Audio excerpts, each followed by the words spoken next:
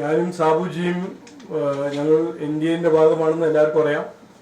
ഞങ്ങൾ ഇവിടെ ശ്രമിക്കുന്നത്, ഞാൻ BJPയിലെ സംസ്ഥാന പ്രസിഡന്റായി കഴിഞ്ഞിട്ട് ഞങ്ങൾ മുമ്പോട്ട് വയ്ക്കുന്ന ഒരു കാഴ്ചപ്പാടാണ് വികസിത കേരളം. അതിനെ ഇനി അസംബ്ലി ഇലക്ഷനിൽ മുന്നോട്ട് കൊണ്ടുപോകാൻ പോകുന്നത് NDA ആണ്. ഞാൻ സാബുജി NDAയിൽ ജോയിൻ ചെയ്യുന്ന ആ ദിവസം പറഞ്ഞതാണ്, ഈ ഒരു കാഴ്ചപ്പാട് വിശ്വസിക്കുന്ന BJPന്റെ NDAയിൽ ഇതുവരെ അല്ലാത്തൊരു പാർട്ടിയാണ് 2020. അപ്പോൾ 2020 NDAയിൽ വരുമ്പോൾ ഈ വികസിത കേരളം എന്ന കാഴ്ചപ്പാടിന് നല്ലൊരു ശക്തി കിട്ടിയിട്ടുണ്ട്, ഒരു നല്ല മൊമെന്റമും കിട്ടിയിട്ടുണ്ട്. ഞാൻ കൂടുതൽ സംസാരിക്കുന്നില്ല, 2-3 കാര്യങ്ങൾ പറയാൻ ആഗ്രഹിക്കുന്നു. ഈ നാടിന്റെ രാഷ്ട്രീയത്തിനെ കുറിച്ച് ഒരു വാക്ക് നമ്മൾ ഉപയോഗിച്ചാൽ അതാണ് വിവാദം. CPM ആണോ കോൺഗ്രസ് ആണോ മാറി മാറി ഭരിച്ചിട്ടുണ്ട്. കഴിഞ്ഞ 10 കൊല്ലം CPM ഭരിച്ചു, അതിനു മുമ്പ് കോൺഗ്രസ് ഭരിച്ചു. പക്ഷേ ഇന്ന് നാടിന്റെ സ്ഥിതിയും നാടിന്റെ അവസ്ഥ നോക്കുമ്പോൾ ഇന്ത്യ കഴിഞ്ഞ 11 കൊല്ലം മുന്നോട്ടിങ്ങനെ കുതിച്ച ചാട്ടം, അതിനെക്കുറിച്ച് ആർക്കും സംശയമില്ല. ഞങ്ങളുടെ എതിരെ നിൽക്കുന്ന പൊളിറ്റിക്കൽ പാർട്ടീസും അത് സമ്മതിക്കുന്നതാണ്.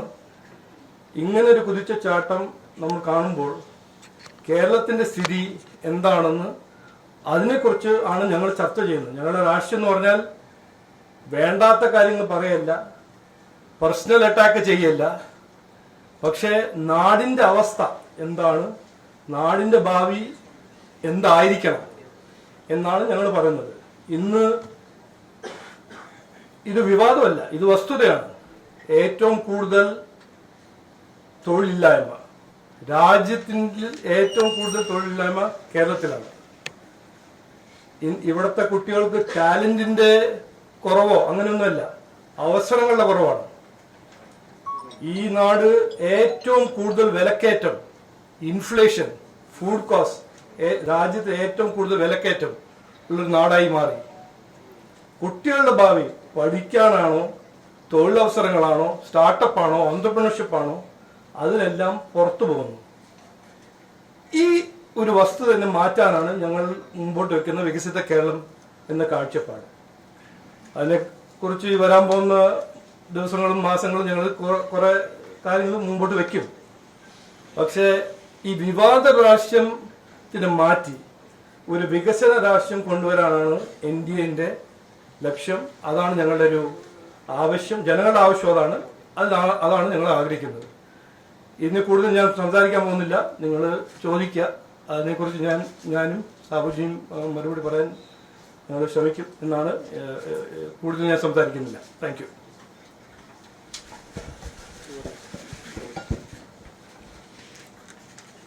നമസ്കാരം. നിങ്ങൾക്കെല്ലാവർക്കും അറിയാം, ഞാനൊരു രാഷ്ട്രീയക്കാരനായിരുന്നില്ല, ഞാനൊരു വ്യവസായിയാണ്, ഇപ്പോഴും ഒരു വ്യവസായി തന്നെയാണത്. പക്ഷെ നമ്മുടെ ഈ കേരളം ഇതുപോലെ നശിച്ചു പോകുന്നത് കണ്ടുകൊണ്ട് രാഷ്ട്രീയത്തിലേക്ക് വരാൻ നിർബന്ധിക്കപ്പെട്ട ഒരു വ്യക്തിയാണ് ഞാൻ. അപ്പോൾ അന്ന് എൻ്റെ ഉദ്ദേശം ചുരുങ്ങിയത് ഒരു നാടെങ്കിലും, ഒരു ഗ്രാമമെങ്കിലും ഒരു മാതൃകാ ഗ്രാമമാക്കി മാറ്റി ഈ നാടിനെ നശിപ്പിച്ചവരോട് വിളിച്ചു പറയണം, ഇതും ഈ കേരളത്തിൽ സാധ്യമാണ് എന്നുള്ള ആ ഒരു നിലപാടിലാണ് ഞാനത് തുടങ്ങി വെച്ചത്. അങ്ങനെ ഞങ്ങൾ കിഴക്കമ്പലം പഞ്ചായത്ത്, സമീപ പഞ്ചായത്തുകൾ, 4 പഞ്ചായത്തുകളിൽ ഒരു മോഡൽ വികസനം ഞങ്ങൾ നടപ്പിലാക്കി. അങ്ങനെ വന്നപ്പോഴാണ് അത് എന്തുകൊണ്ട് ഈ കേരളത്തിൽ എമ്പാടും 942 പഞ്ചായത്തുകളിലും നടപ്പിലാക്കിക്കൂടാ എന്നുള്ള ഒരാശയം എൻ്റെ മനസ്സിലെത്തി. അതിനുവേണ്ടി ഞാൻ ഒറ്റയ്ക്ക് നിന്ന് ശ്രമിച്ചു കഴിഞ്ഞപ്പോൾ അപകടം തിരിച്ചറിഞ്ഞ ഇവിടുത്തെ LDFും UDFും ഒന്നിച്ചു ചേർന്ന് എന്നെ ഈ ഭൂമുഖത്ത് നിന്ന് തന്നെ ഇല്ലാതാക്കാനായിട്ട് ശ്രമിച്ചത്. അപ്പോൾ എൻ്റെ ലക്ഷ്യം പൂർത്തിയാകണമെങ്കിൽ ഇന്ന് ഇന്ത്യ വികസിച്ച പോലെ, ഇന്ന് നമുക്കറിയാം ഇന്ത്യയുടെ മറ്റ് സംസ്ഥാനങ്ങൾ 8 വരിയും 10 വരിയും 12 വരി പാതയെല്ലാം നടപ്പിലാക്കുമ്പോൾ കേരളം പിറകോട്ട് പോയിക്കൊണ്ടിരിക്കുകയാണത്. അപ്പം മറ്റ് സംസ്ഥാനങ്ങളുടെ ഒപ്പം തന്നെ കേരളവും തലയുയർത്തി നിൽക്കണമെങ്കിൽ തീർച്ചയായിട്ടും ഇന്ന് ഇന്ത്യയെ ഈ നിലയിലേക്ക് എത്തിച്ച മോഡി സർക്കാരിനോടൊപ്പം എൻ ഡി എയോടൊപ്പം നിന്നാൽ മാത്രമാണ് അത് സാധ്യമാകൂ എന്നുള്ള ഒരു തീരുമാനത്തിലാണ് ഞാൻ എൻ ഡി എ ചേരാൻ തീരുമാനിച്ചതും ഇന്ന് അതിൻ്റെ ഭാഗമായിട്ടിരിക്കുന്നത്. ഞങ്ങൾ മുന്നോട്ട് വയ്ക്കുന്നത് ഇന്നിവിടെ മറ്റു രാഷ്ട്രീയക്കാരെ പോലെ എന്തെങ്കിലും ഒരു പ്രകടന പത്രിക കൊണ്ടുവന്ന് ജനങ്ങളെ വഞ്ചിക്കുന്ന ഒരു രാഷ്ട്രീയമല്ല. നമ്മുടെ കുട്ടികൾ, വളർന്നു വരുന്ന കുട്ടികൾ, ഇന്നത്തെ യുവതലമുറ എന്താണോ ആഗ്രഹിക്കുന്നത്, ലോകം വളരുന്നതിനോടൊപ്പം ടെക്നോളജി വളരുന്നതിനോടൊപ്പം ഈ കേരളത്തെ മാറ്റി കൊണ്ടുവരിക എന്നുള്ളതാണ്. നമ്മളിപ്പോൾ കഴിഞ്ഞ 10 വർഷക്കാലമായിട്ട് പിണറായി സർക്കാരിനെ നോക്കിക്കഴിഞ്ഞാൽ തന്നെയും ഇവിടെ വികസനങ്ങളെല്ലാം നടക്കുന്ന വിവാദങ്ങളാണത്. ഒരു വിവാദം തീരുമ്പോൾ വേറൊരു വിവാദം ഉയർത്തിക്കൊണ്ടുവരിക. അപ്പോൾ വികസനത്തെ പറ്റി ആരും ചർച്ച ചെയ്യുന്നില്ല, ജനങ്ങളുടെ പ്രശ്നങ്ങളെ പറ്റി ആരും ചർച്ച ചെയ്യുന്നില്ല. അതിൽ നിന്നൊരു മാറ്റം വരണം. അപ്പോൾ നമുക്ക് വികസനം മുന്നോട്ട് കണ്ടുകൊണ്ട് എന്ന് പറഞ്ഞു കഴിഞ്ഞാൽ ഇപ്പോൾ ഇവിടെ ഒരു കോമ്പിനേഷൻ എന്ന് പറയുന്നത് കഴിഞ്ഞ 14 വർഷക്കാലമായിട്ട് 2020 എന്ന പാർട്ടി 3-4 പഞ്ചായത്തുകളിൽ നടപ്പിലാക്കി പ്രൂവൺ ചെയ്ത ഒരു സംവിധാനം, അത് ആ ഭരണ സംവിധാനം കേരളമെമ്പാടും നടപ്പാക്കുക. അതോടൊപ്പം തന്നെ മോഡി സർക്കാർ മറ്റ് സംസ്ഥാനങ്ങളിൽ നടപ്പിലാക്കിയിരിക്കുന്ന വികസന കാഴ്ചപ്പാട്. അപ്പൊ ഇത് രണ്ടും കൂടി കോമ്പിനേഷൻ വരുന്ന സമയത്ത് കേന്ദ്ര സഹായത്തോട് കൂടിയിട്ട് നമുക്ക് കേരളത്തിൽ ഇങ്ങനെ ഒരു കോമ്പിനേഷൻ വരുമ്പോൾ അത്ഭുതങ്ങൾ സൃഷ്ടിക്കാൻ സാധിക്കുമെന്നുള്ളതാണിത്.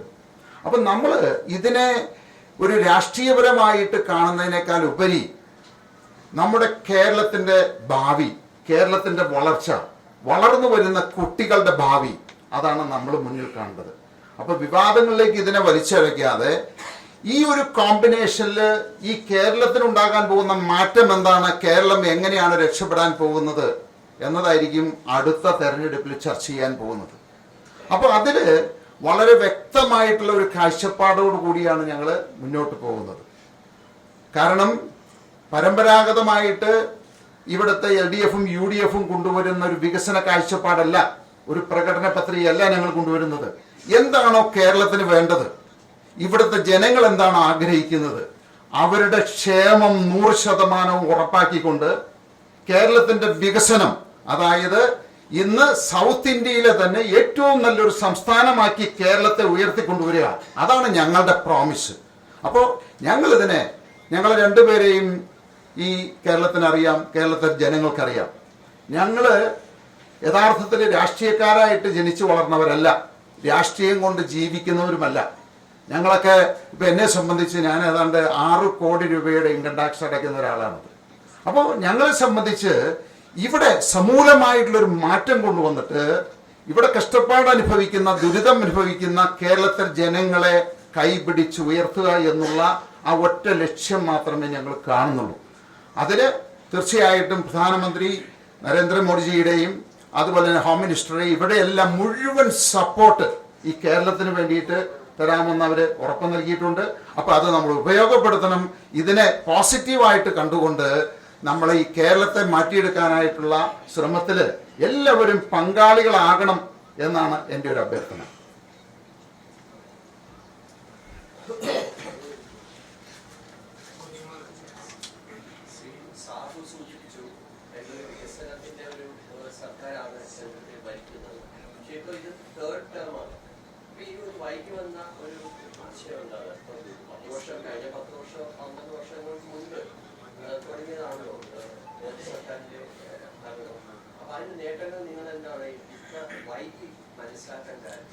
നേട്ടങ്ങൾ മനസ്സിലാക്കി ഇല്ല എന്നുള്ളതല്ല അതിൻ്റെ അർത്ഥം. ഞാൻ ആദ്യം സൂചിപ്പിച്ചല്ലോ, ഞാൻ ആദ്യം ഒരു ഗ്രാമം ഒരു മോഡലാക്കി ഇവിടെ ഉയർത്തുക, അത് മറ്റുള്ളവർ പകർത്തുക, അതിലേക്ക് ഒരു മാറ്റം കൊണ്ടുവരിക എന്ന് ഉദ്ദേശിച്ച് അത് 3 4 ആയി. അതിനുശേഷം എന്നെ മുന്നോട്ട് പോകാൻ പറ്റാത്ത രീതിയിൽ ഇവിടുത്തെ LDFും UDFും തടസ്സം നിന്ന് എന്നെ തകർക്കാൻ ശ്രമിച്ചപ്പോൾ തീർച്ചയായിട്ടും ഞാൻ ആലോചിച്ചു, പിന്നെ ഞാൻ ഒറ്റയ്ക്ക് നിന്നാൽ ഒരുപക്ഷെ എൻ്റെ ജീവിതകാലത്ത് ആ ഒരു സ്വപ്നം പൂർത്തിയാകില്ല. അപ്പോൾ ഇത്രയും ശക്തമായിട്ടുള്ള ഒരു സപ്പോർട്ട് ഇന്ത്യ ഭരിക്കുന്ന 140 കോടി ജനങ്ങൾ തിരഞ്ഞെടുത്ത ഒരു സർക്കാരിൻ്റെ സപ്പോർട്ട് നമുക്ക് കിട്ടുന്ന സമയത്ത് തീർച്ചയായിട്ടും നമുക്ക് അത് അതിവേഗം നടപ്പിലാക്കാൻ സാധിക്കും. ഒരുപക്ഷെ 5 വർഷം കൊണ്ട് അല്ലെങ്കിൽ 10 വർഷം കൊണ്ട് ആ ഒരു സ്വപ്നം പൂർത്തിയാക്കാൻ സാധിക്കും എന്ന് ബോധ്യം വന്നപ്പോഴാണ് ഇങ്ങനെ ഒരു തീരുമാനമെടുത്തത്.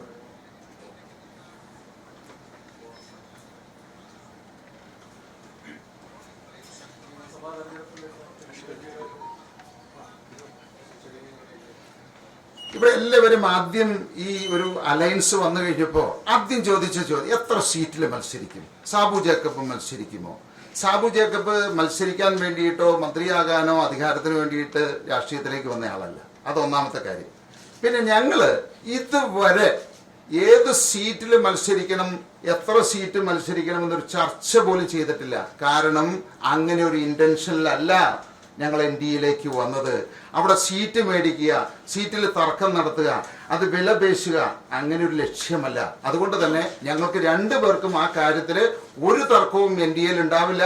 സീറ്റിന് വേണ്ടിയിട്ട് ചിലപ്പോൾ 0 ആയിരിക്കും 2020 മത്സരിക്കുന്നത്, അവിടെയും തർക്കം ഉണ്ടാവില്ല. പക്ഷേ ഇത് ഉദ്ദേശിക്കുന്നത് സീറ്റില് NDA അല്ല, BJP എത്ര സീറ്റിൽ മത്സരിച്ചു, എത്ര സീറ്റിൽ വിജയിച്ചു, 2020 എത്രയിൽ മത്സരിച്ചു വിജയിച്ചു, അതല്ല ഇവിടുത്തെ പ്രശ്നം. ഈ 2 കോമ്പിനേഷനും കൂടിയിട്ട് മത്സരിച്ചാലും ഇല്ലെങ്കിലും കേരളത്തിന് എന്ത് കോൺട്രിബ്യൂട്ട് ചെയ്യുന്നു അതിന്റെ റിസൾട്ടാണ് ഞങ്ങളുടെ ലക്ഷ്യം. അത് ഞങ്ങൾക്ക് 2 പേർക്കും വളരെ ക്ലിയർ ആണ്. അതിലൊരു തർക്കം ഉണ്ടാവില്ല. അങ്ങനെ തർക്കം ഉണ്ടാക്കാനായിട്ട് ആരും ശ്രമിക്കുകയും വേണ്ട.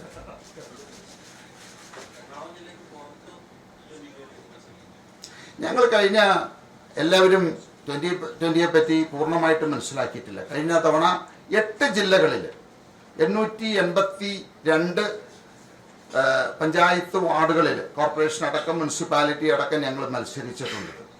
അപ്പോൾ തീർച്ചയായിട്ടും ഇതിൻ്റെ പ്രയോജനം എല്ലാ ആളുകൾക്കും, കേരളത്തിലെ എല്ലാ ആളുകൾക്കും കിട്ടണം. അപ്പോൾ അത് ഇന്ന സ്ഥലത്ത് എന്നുള്ള അല്ലെങ്കിൽ അങ്ങനെ ഒന്നും ഞങ്ങൾ ഡിസ്കസ് ചെയ്തിട്ടില്ല.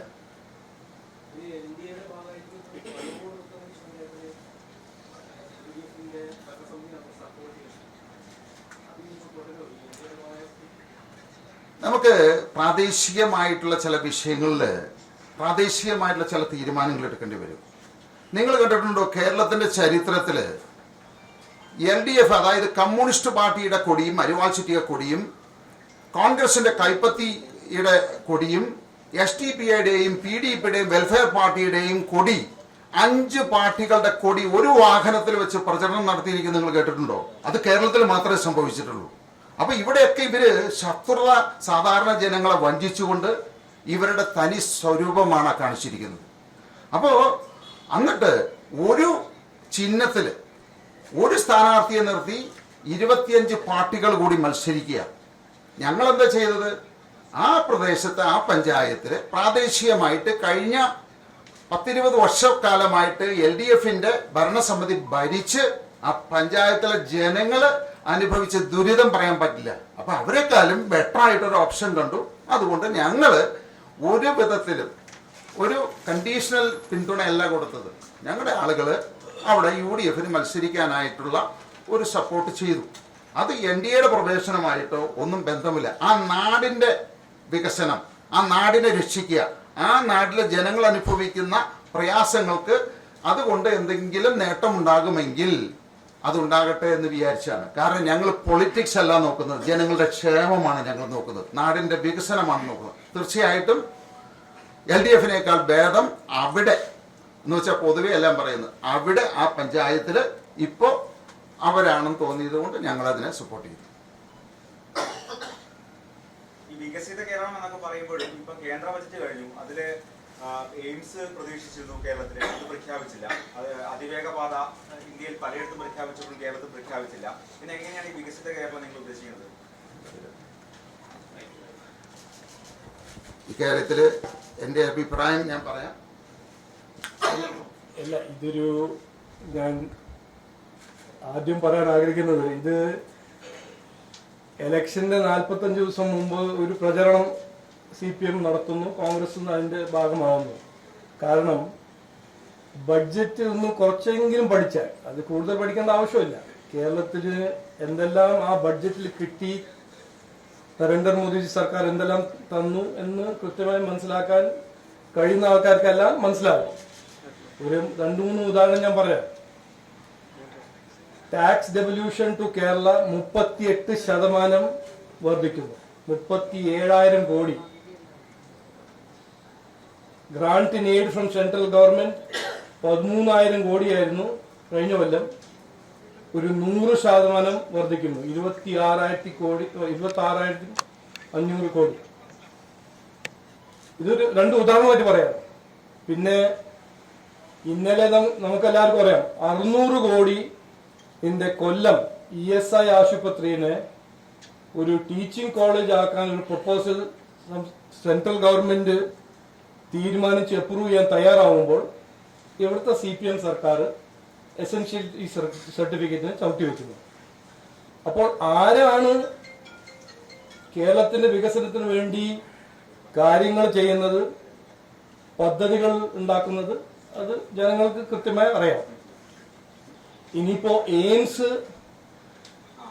അതിവേഗ ട്രെയിൻ, ഇതിനെക്കുറിച്ച് ചോദിച്ചു. അതിനെക്കുറിച്ച് ഞാൻ പറയാൻ ആഗ്രഹിക്കുന്നു.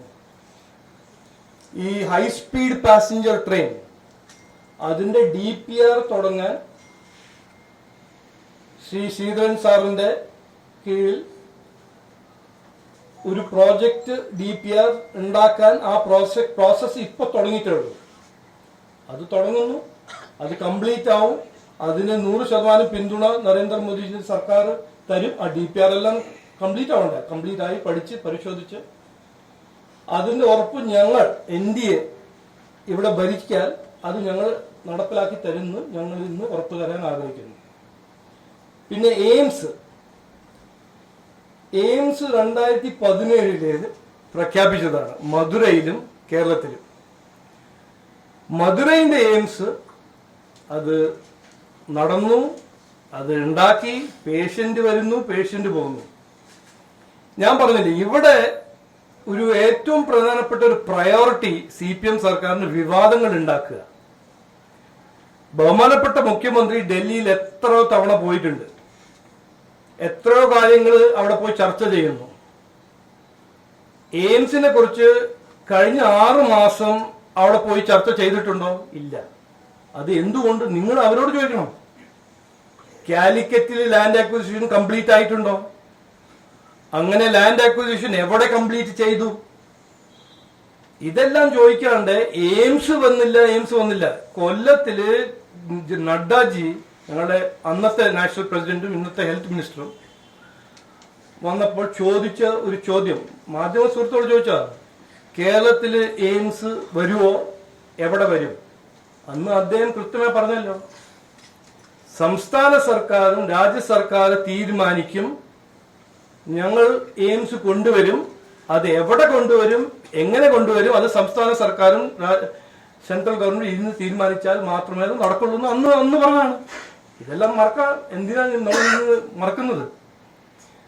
ഈ ഇലക്ഷന് വരുന്ന മുമ്പ് ഇതിനൊരു വിവാദമാക്കി ജനങ്ങളെ ശ്രദ്ധ തിരിക്കാൻ ഇറങ്ങുന്ന CPM കോൺഗ്രസ്, നമ്മൾ എന്തിനാണ് അവരെ വിശ്വസിക്കുന്നത്? ഞാൻ പറഞ്ഞില്ലേ, 600 കോടിയുടെ ESI ഹോസ്പിറ്റൽ കൊല്ലം ചെയ്യാൻ തയ്യാറായ സെൻട്രൽ ഗവൺമെന്റ് ആരാണ് ചവിട്ടി വയ്ക്കുന്നത്? 600 crores ഇൻവെസ്റ്റ്മെന്റ്. അത് രാഷ്ട്രീയമല്ലേ? ഈ വിവാദം ചെയ്യുന്ന ഒരു രീതിയിൽ സ്റ്റക്കായാൽ ഇതാണ്, ജനങ്ങളാണ് ഇതിന്റെ ഇരകൾ, വികസനമാണ് ഇതിന്റെ ഒരു കാഷ്വാലിറ്റി. അപ്പോൾ ഇത് മാത്രമേ പറയാനുള്ളൂ. ബഡ്ജറ്റില് കേരളത്തിന് വേണ്ടി എത്രയോ കാര്യങ്ങളുണ്ട്. ഈ ഒരു പ്രചരണം ബഡ്ജറ്റിൽ ഒന്നുമില്ല. പിന്നെ ഞാൻ ലാസ്റ്റിൽ പറയാൻ ആഗ്രഹിക്കുന്നത്, ഈ വന്ദേ ഭാരത് ട്രെയിൻ ഇവിടെ തുടങ്ങിയത് ബഡ്ജറ്റിൽ പ്രഖ്യാപിച്ചോ? ഇല്ലല്ലോ. അമൃത് ഭാരത് ട്രെയിൻ ഇവിടെ, അമൃത് ഭാരത് സ്റ്റേഷൻ, എത്രയോ സ്റ്റേഷൻ മോഡേണൈസ് ചെയ്യുന്നുണ്ട്, അത് ബഡ്ജറ്റിൽ പ്രഖ്യാപിച്ചോ? ഇല്ലല്ലോ. പിന്നെ എന്താണ് എലക്ഷന്റെ 60 ദിവസം മുമ്പ് എല്ലാം ബഡ്ജറ്റിൽ പ്രഖ്യാപിക്കണം എന്നൊരു നിർബന്ധം? അപ്പൊ ഇത് അവരുടെ ഒരു രാഷ്ട്രീയം. ഞാൻ പറഞ്ഞില്ലേ, ഞങ്ങൾക്ക് ഇതിനെക്കുറിച്ച് കൂടുതൽ സംസാരിക്കാൻ ആഗ്രഹമില്ല. ഇവരിങ്ങനെ വിവാദങ്ങൾ ഇങ്ങനെ മുമ്പോട്ട് വെച്ച് ജനങ്ങളുടെ സാമാന്യ ബുദ്ധി ചോദിക്കുക, ജനങ്ങളെ ശ്രദ്ധ തിരിക്കാൻ, ജനങ്ങളെ വിഡ്ഢിയാക്കാൻ ഒരു ശ്രമം. കാരണം 10 കൊല്ലം എല്ലാം ശരിയാവും എന്നൊരു വാഗ്ദാനം കൊടുത്ത സർക്കാരിന് ഒന്നും പറയാനില്ല. ശബരിമല കൊള്ള, ശബരിമല നടക്കുന്ന അഴിമതി, വിലക്കയറ്റം, തൊഴിലില്ലായ്മ, ഇതിനെങ്ങനെയെങ്കിലും മാറ്റിവെക്കണ്ടേ? അതുകൊണ്ട് ഈ ഒരു ടോപ്പിക്ക് പിടിക്കുക. നമ്മള് ഇപ്പോൾ കേരള ബഡ്ജറ്റ് കഴിഞ്ഞു, അതിനുശേഷം നമ്മുടെ ഇന്ത്യയുടെ ബഡ്ജറ്റും നമ്മൾ കണ്ടു. ഇവിടെ നമ്മുടെ ഭരണപക്ഷവും പ്രതിപക്ഷവും പറയുന്ന എന്താണ്? കേരളത്തിന് ഒന്നും കിട്ടിയില്ല എന്ന്. ഇപ്പൊ കാസർഗോഡ് നിന്ന് തിരുവനന്തപുരത്തേക്ക് ഒരു 6 വരി പാത പോകുന്നുണ്ട്. അത് ആരാ കൊടുത്തത്? 3 ലക്ഷം കോടി. കേരളത്തിന്റെ മുടക്കെത്രയാണ്? വെറും 5500 കോടിയാണ്. 3 ലക്ഷം കോടിയാണ് അതിനു വേണ്ടി കൊടുത്തത്. ഇനിയിപ്പോ ഏറ്റവും അടുത്ത് അങ്കമാലി കുണ്ടന്നൂര്, അതായത് അങ്കമാലി നിയോജക മണ്ഡലം, കുന്നത്തുനാട്, തൃപ്പൂണിത്തുറ, ഇത് ആ ഒരു ബൈപ്പാസ് വന്നു കഴിഞ്ഞാല് എനിക്ക് തോന്നുന്നത് എറണാകുളം സിറ്റിയുടെ, കൊച്ചിയുടെ വികസനത്തിന് വലിയൊരു നാഴികക്കല്ലാവും. അത് 6 വരി പാതയാണത്. അതിനുള്ള 6500 കോടി രൂപ മുഴുവൻ തുകയും, സ്ഥലം ഏറ്റെടുക്കുന്നത് മുതൽ മുഴുവൻ തുകയും അനുവദിച്ചത് കേന്ദ്ര ഗവൺമെന്റ് ആണത്. അതിന്റെ ഒരു ഫോളോ അപ്പ് നടത്താനോ, ഇന്നത് എക്സ്പയറി ആയിപ്പോയി. അത് ഇനി വീണ്ടും റീനോട്ടിഫിക്കേഷൻ ചെയ്യണം. ഈ കഴിഞ്ഞ ദിവസം അവിടുത്തെ ആളുകള് എല്ലായിടത്തും കുറ്റിനാട്ടി അത് സമയബന്ധിതമായിട്ട് സ്ഥലം ഏറ്റെടുക്കാനോ സർവേയറെ നിയോഗിക്കാനോ കേരള ഗവൺമെന്റ് സാധിച്ചില്ല. അപ്പോ കേന്ദ്ര ഗവൺമെന്റ് പണം അനുവദിച്ചാൽ അത് ഉപയോഗിക്കാനായിട്ട് കേരളത്തിൽ സംവിധാനങ്ങൾ ഉണ്ടാവണം. ഇവിടെ രാവിലെ മുതൽ വൈകുന്നേരം വരെ കേന്ദ്രത്തെ കുറ്റം പറയും, മോഡിജിയെ കുറ്റം പറയും. അത് കഴിഞ്ഞിട്ട് ഞങ്ങൾക്കൊന്നും കിട്ടിയില്ല. പണിയെടുക്കണം, പണിയെടുത്താൽ മാത്രമേ സാധിക്കൂ. ഇവിടെ നിന്ന് പ്രോജക്റ്റ് ശാസ്ത്രീയമായിട്ട് പഠിച്ചിട്ട് ഏത് പ്രോജക്റ്റും കേന്ദ്രത്തിൽ വരട്ടെ, ആ സമയത്ത് കേന്ദ്രം അനുവദിക്കും. ഇത് ഒരു പണിയും ചെയ്യാതെ ഞങ്ങള് കടമെടുത്ത് ഞങ്ങൾ പലിശ കൊടുത്തോളാം, ഞങ്ങൾ ശമ്പളം കൊടുത്തോളാം, പെൻഷൻ കൊടുത്തോളാം എന്ന് മാത്രം വിചാരിക്കുന്ന ഒരു ഗവൺമെന്റിന് നിങ്ങൾ നന്നാകണം, ഞങ്ങൾ പണം വെറുതെ തരാം എന്ന് ആരെങ്കിലും പറയോ? അതാണ് ഇവിടെ സംഭവിക്കുന്നത്. ഇപ്പൊ ശബരിപാത ഇപ്പോ ഇത്രയും കാലം 25 വർഷമായിട്ടിട്ട് 10 വർഷം പൂർത്തിയാക്കി ഇറങ്ങുന്നതിന് മുമ്പ് പറയാണ് 3800 കോടി രൂപയിൽ പകുതി ഞങ്ങൾ വഹിക്കുമെന്ന്. എന്തുകൊണ്ടാണ് ഈ ശബരിപാത ഇതുവരെ നടപ്പിലാക്കാതിരുന്നത്? ആരാ അതിന് ഉത്തരവാദി? NDA ആണോ? BJP ഗവൺമെന്റ് ആണോ? മോഡിജി ആണോ?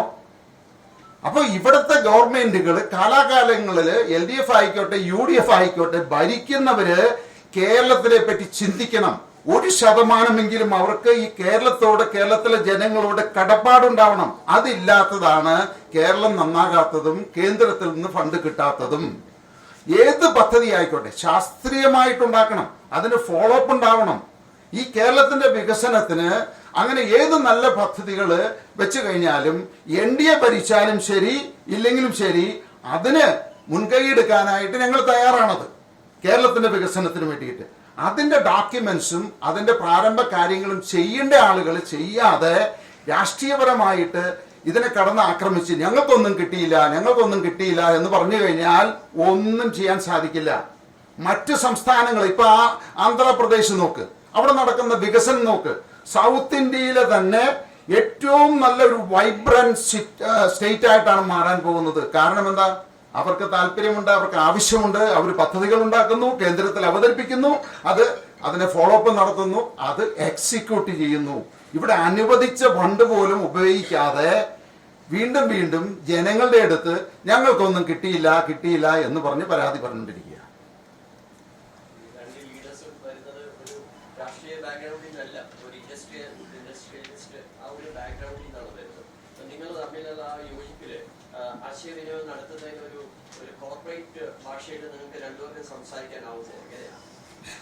ഇതിലെ ഇതാണ് ഇന്നത്തെ യുവതലമുറ, യൂത്ത്. ഇന്ന് ഈ രാജ്യം ആഗ്രഹിക്കും. നമ്മളിന്ന് ടെക്നോളജി ഇന്ന് നോക്കുക. ഞാൻ ലോകമെമ്പാടും സഞ്ചരിച്ചിട്ടുണ്ട്. ഇന്ന് ഇന്ത്യയിലെ ഡിജിറ്റൽ യുഗം. ഇന്ന് അമേരിക്കയിൽ പോയാൽ കഴിഞ്ഞാലും ഒന്നല്ലെങ്കിൽ ഡെബിറ്റ് കാർഡ്, അല്ലെങ്കിൽ ക്രെഡിറ്റ് കാർഡ്, അല്ലെങ്കിൽ ക്യാഷ് പേയ്മെന്റ്.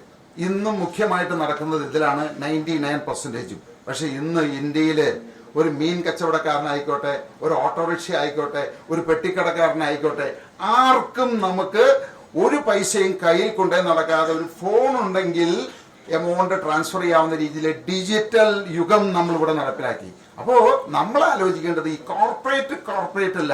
എന്തുകൊണ്ട് അങ്ങനെ ഒരു നിയമമുണ്ടോ? ഒരു വ്യവസായിക്ക് രാഷ്ട്രീയത്തിൽ വരാൻ പാടില്ല നിയമമുണ്ടോ? ആർക്കും വരാം. അങ്ങനെയുള്ളവർ വരുമ്പോഴാണ് നമ്മൾ ഉദ്ദേശിക്കുന്ന ഇന്നത്തെ കാലഘട്ടത്തിന് ഇന്നത്തെ ലോകത്തിനനുസരിച്ചുള്ള മാറ്റങ്ങൾ കൊണ്ടുവരാൻ സാധിക്കുള്ളൂ. അല്ലാതെ ഇന്ന് നമ്മൾ പരമ്പരാഗതമായിട്ട് ചിന്തിച്ചിട്ട് നമ്മൾ പറയുന്ന ഒരു ബസ് സ്റ്റോപ്പ് ഉണ്ടാക്കി, ഒരു മൂത്രപ്പുര ഉണ്ടാക്കി, ഇതൊന്നും അല്ല ഇവിടെ വേണ്ടത്.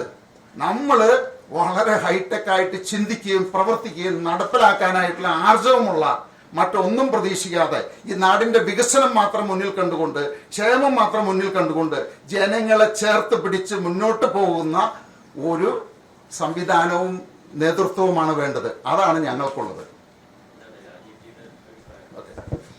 ആദ്യം ഞാൻ ഒരു ജെന്റ്ലി ഓർമ്മിപ്പിക്കാൻ ആഗ്രഹിക്കുന്നത്, 20 കൊല്ലമായിട്ട് ഞാൻ രാഷ്ട്രീയത്തിലുണ്ട്. 3 തവണ MP ആയിരുന്നു. അപ്പോൾ നിങ്ങളുടെ ഈ ടെക്നോക്രാറ്റ്, ഇൻഡസ്ട്രിയലിസ്റ്റ്, ഓentrepreneur എല്ലാം പറയുമ്പോൾ ഒരു കാലത്ത് അതായിരുന്നു. പക്ഷെ എൻ്റെ മിഷൻ ഇവിടെ വരുന്ന മുമ്പ് ഇന്ത്യനെ നന്നാക്കാനായിരുന്നു. അതിന് എനിക്കൊരു അവസരം കിട്ടി. 3 കൊല്ലം മന്ത്രിയായിരുന്നു. സാബുജി പറഞ്ഞ പോലെ ടെക്നോളജി മേഖലയിൽ കുറെ കാര്യങ്ങൾ ചെയ്യാൻ എനിക്ക് അവസരം മോദിജി തന്നു. അതിന്റെ ഗുണങ്ങൾ എല്ലാവർക്കും അറിയാം. ഈ ഡിജിറ്റൽ പേയ്മെന്റും സെമി കണ്ടക്ടറും AI-യും ഇലക്ട്രോണിക്, ഇന്നിപ്പോ മൊബൈൽ ഫോൺ മാനുഫാക്ചർ ചെയ്യുന്ന ആ ഒരു സ്ഥിതി ഇന്ത്യയിൽ നമ്മൾ കാണുമ്പോൾ ഇതെല്ലാം ചെയ്യാൻ ഒരു അവസരം കിട്ടി. ഒരു ഇമ്പാക്ട് ഉണ്ടാക്കിയിട്ടുണ്ടെന്നാണ് എൻ്റെ ഒരു അഭിപ്രായം. അതേപോലെ തന്നെ ഈ നാട്ടിലും ഇവിടുത്തെ യുവാക്കൾക്കും എനിക്ക് എന്തെങ്കിലും ചെയ്യാൻ ഒരു അവസരമാണ്. ഞാൻ ഇങ്ങനെയാണ് കാണുന്നത്. നിങ്ങളിങ്ങനെ സ്ലോട്ട് ചെയ്യണ്ട, ഞാൻ ലോയറാണ്, മറ്റേതാണ്. ഞങ്ങളെല്ലാം നാടിനെ നന്നാക്കാനും നാടിനൊരു നല്ല ഭാവി സൃഷ്ടിക്കാനും ഇവിടുത്തെ രാഷ്ട്രീയ സംസ്കാരത്തിലൊരു മാറ്റം കൊണ്ടുവരാനാണ് ഞങ്ങൾ ഇറങ്ങിയിരിക്കുന്നത്. വേറെ ഒരു ലക്ഷ്യവും ഞങ്ങളുടെ മുമ്പിലില്ല. ഇതൊരു സെൽഫ്ലെസ് ആയിട്ട്, ആത്മാർത്ഥമായി, ഡിറ്റർമിൻഡ് ആയിട്ട് ഞങ്ങൾ വിവാദങ്ങളെല്ലാം സൈഡിൽ വെച്ച് വികസനത്തെക്കുറിച്ച് വീട് കയറി എല്ലാവരോടും, മാധ്യമ സുഹൃത്തുക്കളും അവരോട് ഞങ്ങൾ പറഞ്ഞ് മനസ്സിലാക്കി കൊടുക്കും. ഇതാണ് നമ്മൾ പോകേണ്ടത്, ഈ ഡയറക്ഷനിലാണ് പോകേണ്ടത്, ഇതാണ് നമ്മൾ ചെയ്യേണ്ടത്, ഇങ്ങനത്തെ ഒരു ഭാവി നമ്മൾ സൃഷ്ടിക്കണം. കാരണം ഇത് ചെയ്തില്ലെങ്കിൽ അടുത്ത 5-10 കൊല്ലം ലോകത്തിന്റെ ഒരു ലാൻഡ്സ്കേപ്പ് മാറുമ്പോൾ, ഇന്ത്യന്റെ ലാൻഡ്സ്കേപ്പ് മാറുമ്പോൾ നമ്മുടെ കുട്ടികൾ ഇവിടെ എല്ലാം വിട്ട് പുറത്തു പോയി അവിടെ അവരുടെ ടാലന്റ് കാണിക്കും, അവര് സക്സസ്ഫുൾ ആവും. പക്ഷെ നമ്മുടെ നാട്ടിൽ അതിന്റെ ഗുണമൊന്നും കിട്ടില്ല എന്നാണ് ഞങ്ങൾ പറയാൻ ആഗ്രഹിക്കുന്നത്. അതിനുവേണ്ടി ഞങ്ങൾ അധ്വാനിക്കുന്നു. അതിനുവേണ്ടി ഈ വികസിത കേരളം ഇത് ഞങ്ങൾക്ക് മുദ്രാവാക്യമല്ല, ഇതൊരു ഡെസ്റ്റിനേഷനാണ്, ഇതൊരു ലക്ഷ്യമാണ്. ഇത് സൃഷ്ടിച്ചേ പറ്റൂ. ഇതിനു വേണ്ടി ഞങ്ങൾ എന്ത് ലെവലിൽ വരെ വർക്ക് ചെയ്യാൻ തയ്യാറാണ്. ഒരുമിച്ച് ഒറ്റക്കെട്ടായിട്ട് ഒരു ഷെയർഡ് വിഷൻ ഉണ്ട്. ഒരു നല്ല ഭാവി സൃഷ്ടിക്കാൻ, ഒരു നല്ല രാഷ്ട്രീയം, ഒരു പുതിയ രാഷ്ട്രീയം സൃഷ്ടിക്കാൻ ആണ് ഞങ്ങൾ ഇറങ്ങിയിരിക്കുന്നത്. അതിനുവേണ്ടി എല്ലാ കാര്യങ്ങളും ഞങ്ങൾ ചെയ്യും.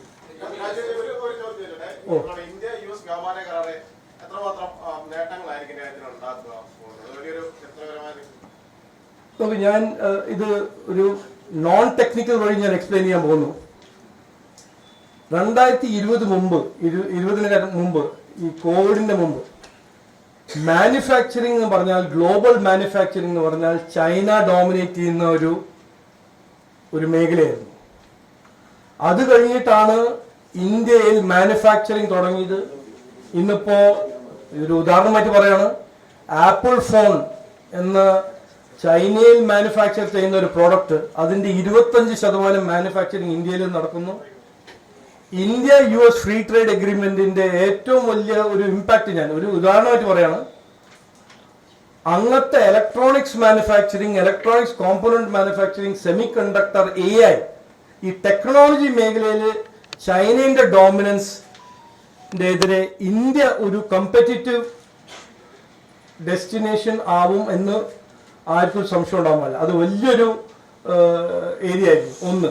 രണ്ടാമത്തത്, മറ്റ് മാനുഫാക്ചറിംഗ് സെക്ടേഴ്സ്, ഗാർമെന്റ് ആണോ, ആപ്പറൽ ആണോ, ഷൂസ് ആണോ, സ്പോർട്സ് വെയർ ആണോ, ഈ കാറ്റഗറിയിലെല്ലാം ഇന്ന് വരെ ഡോമിനേറ്റ് ചെയ്യുന്നത് ചൈനയും വിയറ്റ്നാമും അതുപോലെ തന്നെ 2-3 കൺട്രീസ് ആയിരുന്നു.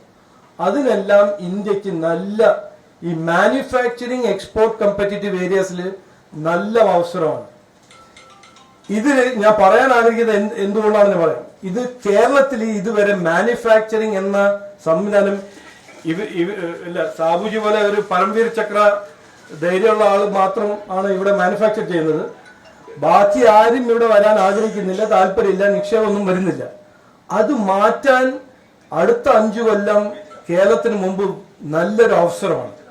ഇവിടെ നല്ലൊരു സർക്കാർ വന്നാൽ, ഒരു pro investment, pro jobs, pro business സർക്കാർ വന്നാൽ ലക്ഷക്കണക്കിന് തൊഴിലവസരങ്ങൾ സൃഷ്ടിക്കാൻ സാധ്യത ഉണ്ട്. ഈ ഇൻഡോ EU ട്രേഡ് ഡീലും ഇൻഡോ US ട്രേഡ് ഡീലും.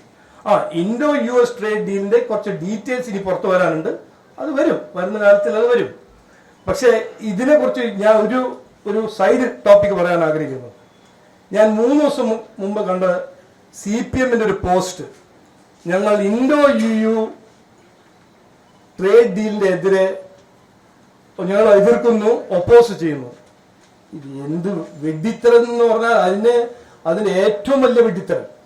കാരണം ഇത് ഇൻഡോ EU FTA ബാധിക്കുന്നത് ചൈനയെയാണ്. ചൈന ആണ് ഇന്നിപ്പോ യൂറോപ്പിന്റെ ഏറ്റവും പ്രധാനപ്പെട്ട മാനുഫാക്ചറിംഗ് സപ്ലയർ. ഇന്ത്യ ഈ ഇൻഡോ EU FTA ഇംപ്ലിമെന്റ് ആയി കഴിഞ്ഞാൽ ഇന്ത്യ ആയിരിക്കും EUവിന്റെ ഒരു പ്രധാനപ്പെട്ട സപ്ലയർ ആയിട്ട് മാറുന്നത്. അപ്പോ അതിനെ എന്താ സ്വാഗതം ചെയ്യേണ്ടല്ലോ വേണ്ടത്. തൊഴിലവസരങ്ങൾ സൃഷ്ടിക്കുമ്പോൾ അത് നമ്മൾ സ്വീകരിക്കുന്നല്ലോ വേണ്ടത്. പക്ഷെ എങ്ങനെ അവര് രാഷ്ട്രീയം, ഞാൻ പറഞ്ഞില്ലേ, ഈ വിവാദ രാഷ്ട്രീയത്തിൽ ഒരു സ്റ്റക്കായി പോയാൽ തലച്ചോറൊന്നും നടക്കില്ല. വെറുതെ ഒരു കോൺട്രവേഴ്സി ഉണ്ടാക്കുക, മാനുഫാക്ചർ കോൺട്രവേഴ്സി ഉണ്ടാക്കുക. Indo EU FTA, Indo US FTA ഇന്ത്യന്റെ മാനുഫാക്ചറിംഗ് സെക്ടറും തൊഴിലവസരം സൃഷ്ടിക്കാനും നമ്മളെ കുട്ടികൾക്ക് സ്റ്റാർട്ടപ്പും ഓൺട്രപ്രണർഷിപ്പ് അവസരം സൃഷ്ടിക്കാൻ ഒരു വലിയ കാറ്റലിസ്റ്റ് ആണെന്നാണ് ഞങ്ങളുടെ അഭിപ്രായം. അതാണ് നടക്കാൻ പോകുന്നത് എന്ന് ഞാൻ പറയാൻ ആഗ്രഹിക്കുന്നു. ഞാന് വ്യവസായത്തിൽ നിന്ന് വന്നിരിക്കുന്ന ഒരാളായതുകൊണ്ടും ഈ അമേരിക്കൻ ട്രേഡ് എഗ്രിമെന്റും ഈ ടാരിഫും ഒക്കെ ആയിട്ട് അനുഭവിച്ചറിഞ്ഞ ഒരാളായതുകൊണ്ടും ഞാൻ പറയാണ്, ഈ ഇത്തവണ നടന്ന ഇന്ത്യ അമേരിക്ക വ്യാപാര കരാർ ഇന്ത്യയുടെ ചരിത്ര വിജയമാണത്. ലോകത്തിലെ ജപ്പാനും യൂറോപ്പിനും മറ്റ് വികസിത രാജ്യങ്ങൾക്ക് പോലും സാധിക്കാത്ത ഒരു ചരിത്ര വിജയം. ശരിക്കും പറഞ്ഞു കഴിഞ്ഞാൽ അമേരിക്ക ഇന്ത്യയുടെ മുന്നിൽ മുട്ടുമടക്കി എന്നുള്ളതാണത്. എന്നെ പോലെയുള്ള ഒരു വ്യവസായി 100% അമേരിക്കയിലേക്ക് കയറ്റുമതി ചെയ്തുകൊണ്ടിരുന്ന ഒരു വ്യവസായി ഒരു സുപ്രഭാതത്തില് ഇതുപോലെയുള്ള ഒരു ഭീമമായിട്ടുള്ള ഒരു ടാരിഫ് ഏർപ്പെടുത്തിയപ്പോ ചങ്ക് പൊട്ടിപ്പോയി. ഇനി മുന്നോട്ട് എങ്ങനെ എന്ന് വിചാരിച്ച ആയിരക്കണക്കിന് വ്യവസായികളിൽ ഒരാളാണത്. അന്ന് ഞാൻ പറഞ്ഞു, ഈ ചതിക്കെതിരെ നമ്മൾ മുട്ടുകുത്തരുത്, ഇന്ത്യയുടെ അഭിമാനം കാത്തുരക്ഷിക്കണം. ഇവിടുത്തെ വ്യവസായികൾ കുറച്ച് അനുഭവിച്ചാലും ഇവിടുത്തെ ജനങ്ങൾ അനുഭവിച്ചാലും ഇതുപോലെയുള്ള അമേരിക്കയുടെ തീരുമാനത്തിന് മുന്നിൽ നമ്മൾ മുട്ടുമടക്കരുത്. അതിന് തന്റെ ഇടമുണ്ടായ ഒരു നേതാവാണ് ഇന്ത്യയിൽ ഉണ്ടായിട്ടുള്ളൂ, പ്രധാനമന്ത്രി മോഡിജി. അതിനാണ് നമ്മൾ അഭിനന്ദിക്കേണ്ടത്. ഈ ഒരു വർഷക്കാലം അദ്ദേഹത്തെ വ്യക്തിപരമായിട്ട് എത്ര രീതിയിലെല്ലാം ആക്ഷേപിച്ചിട്ടും ഒരു നേതാവ് എത്രത്തോളം പക്വതയോട് കൂടിയിട്ട് സംയമനം പാലിച്ചിട്ട് മാതൃക കാണിച്ചിട്ട് അന്ത്യം വരെ അതിന്റെ വിജയം കാണുന്നവരെ ആ കരാറിൽ അവസാനം അമേരിക്കൻ പ്രസിഡന്റ് ഇങ്ങോട്ട് വിളിച്ച് തീരുവ കുറയ്ക്കേണ്ട സാഹചര്യത്തിലേക്ക് വന്നു. അവിടെയാണ് നമ്മുടെ EU കരാറിന്റെ വിജയം. കാരണം 18 വർഷക്കാലമായിട്ട് നമ്മുടെ ഇന്ത്യ ഭരിച്ച ഒരാൾക്കും സാധിക്കാത്ത ഒരു കരാറ് ഇവിടെ സാധ്യമാക്കി എന്നുള്ളതാണത്. അപ്പൊ EU കരാറും ഈ പറയുന്ന അമേരിക്കൻ ട്രേഡ് കരാറും കൂടി വരുമ്പോ ഇന്ത്യയുടെ മുന്നിലുള്ള സാധ്യതകള്, ഇന്ന് ഇവിടുന്ന് ചെറുപ്പക്കാര് യുവാക്കള് IT മേഖലകളില് തൊഴിലന്വേഷിച്ച് വിദേശത്തേക്ക് പോകുന്ന തിരിച്ച് വരേണ്ട സാഹചര്യത്തിലേക്കാണ് വരുന്നത്.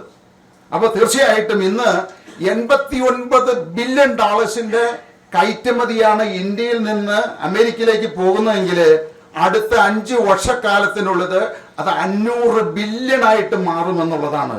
അതേ സ്ഥലത്ത് തന്നെ യൂറോപ്യൻ യൂണിയന്റെ ഏതാണ്ട് $70 ബില്യൺ ഓപ്പർച്യൂണിറ്റി നമുക്ക് കെടുക്കുകയാണത്. എന്ന് പറഞ്ഞു കഴിഞ്ഞാൽ ഇന്ത്യൻ വ്യവസായത്തിന് സുവർണകാലം, ഇതുപോലെ ഒരു കുതിപ്പുണ്ടാകുന്ന ഒരു സമയം ഒരിക്കലും ഉണ്ടാവില്ല എന്നുള്ളതാണ്. കാരണം നമ്മളുടെ എല്ലാ ഇൻഡസ്ട്രിയുടെയും പ്രോഫിറ്റ് കൂടും, എംപ്ലോയ്മെന്റ്, ബില്യൺസ് ഓഫ് എംപ്ലോയ്മെന്റ് ഇന്ത്യയിൽ ക്രിയേറ്റ് ചെയ്യും. അതുപോലെ ഒരു സാഹചര്യത്തിലേക്ക് മാറ്റിയ രണ്ട് സുപ്രധാന എഗ്രിമെന്റ് ആണ് ഈ പറയുന്ന NDA ഗവൺമെന്റ്, പ്രധാനമന്ത്രി മോഡിജി നമ്മുടെ ഇന്ത്യക്ക് വേണ്ടിയിട്ട്, ഇന്ത്യയിലെ ജനങ്ങൾക്ക് വേണ്ടി കൊടുത്തത് എന്നുള്ളതാണ്. അതിനെ നമ്മൾ അഭിനന്ദിക്കുകയാണ് വേണ്ടത്.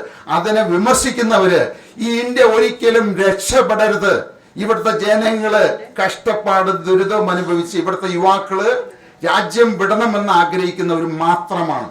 ഈ രാജ്യത്തെ സ്നേഹിക്കുന്ന ഒരാളും അങ്ങനെ ചിന്തിക്കില്ല, അങ്ങനെ ആഗ്രഹിക്കില്ല.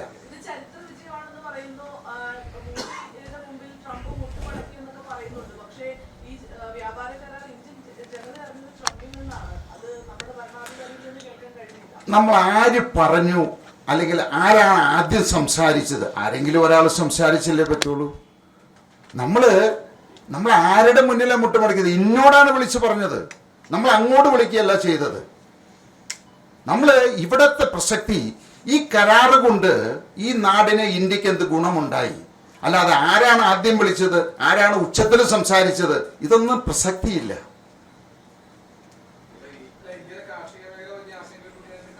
ഒന്നും സംഭവിക്കില്ല. കാരണം അങ്ങനെ ആയിരുന്നെങ്കിൽ ഒരു വർഷം മുമ്പേ മുട്ടുമടക്കി പ്രധാനമന്ത്രി മോഡിജി അവരുടെ കണ്ടീഷന് ഒപ്പിട്ടേനെ. എന്തുകൊണ്ട് ഒരു വർഷം പിടിച്ചു നിന്നു? ഇവിടുത്തെ കർഷകരെ രക്ഷിക്കണം, ഇവിടുത്തെ വ്യവസായികളെ രക്ഷിക്കണം, ഈ രാജ്യത്തിന്റെ സമ്പദ് വ്യവസ്ഥ രക്ഷിക്കണം എന്നുള്ള ഒറ്റ ഉദ്ദേശം കൊണ്ടാണ് ഇത്രയുമൊക്കെ സഹിച്ച് ഇൻഡയറക്റ്റ് ആയിട്ട് ഞങ്ങളുടെ വ്യവസായികളെയൊക്കെ പോലെ ഒരുപാട് രീതിയിലുള്ള സഹായങ്ങൾ വന്നു. അതൊന്നും ജനങ്ങൾ അറിഞ്ഞില്ല, ഞങ്ങളൊക്കെ അനുഭവിച്ചറിഞ്ഞവരാണത്. അപ്പോൾ അത്രമാത്രം സഹായങ്ങൾ ചെയ്ത് പിടിച്ചു നിന്നത് ഇവിടുത്തെ കൃഷിക്കാരെ രക്ഷിക്കണം, ഇവിടുത്തെ വ്യവസായികളെ രക്ഷിക്കണം. അതിനുവേണ്ടി മാത്രമാണ് ഇത്രയും സഹിച്ചതും ഇത്രയും കാലം അതിനുവേണ്ടി വെയിറ്റ് ചെയ്തതും. അല്ല, അതിനെക്കുറിച്ച് പിന്നെ ഇന്നലെ Piyush Goyalji, commerce minister, clarification തന്നിട്ടുണ്ട്. മാർക്കറ്റ് ആക്സസ് ഫാർമിംഗും ലേബർ ഇന്റൻസീവ് ഇൻഡസ്ട്രീസ് കൊടുക്കില്ല എന്ന് ക്ലിയർ ആയിട്ട് പറഞ്ഞു.